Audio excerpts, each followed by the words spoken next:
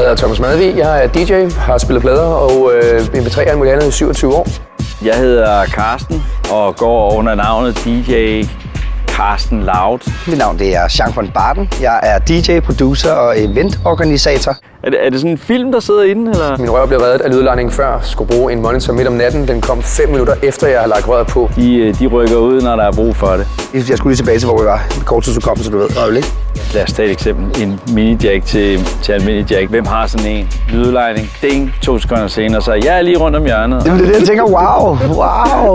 Jeg har været ude og spille badminton i morges i 2 timer. Jeg kan godt mærke det i mine stænger. Lydledningen, det er heldigvis professionelle folk, der selv bruger lyd. Deres hjemmeside, altså lydledning.net, fungerer utrolig godt. Øjeblik, skal jeg tænke mig om. Hvorfor egentlig? Der er sat lydpakker op, så man kan bare sige plug and play. Tryk her, hvis du skal have en fest til 100 mennesker. Lydledningsudstyr, det er helt up to date, så man får altid det friske og det nye. Men du kan også gå ud af den nørdede DJ-agtige vej og sige, at jeg skal have en DJM 900 mixer. Med lydledning, der er man som teknisk dybt uansvarligt menneske i ufattelig trygge hænder. Jamen, man kan godt mærke, at lydledningen den er drevet af folk, der selv bruger lyd og selv spiller med lyd. Jamen, jeg mener det jo. Jeg mener det faktisk, så det er ikke så svært for mig.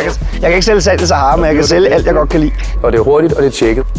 Det som de kan, som ingen andre kan, det er, at de træder til, når du har brug for dem. Lydledningen, jeg elsker jer.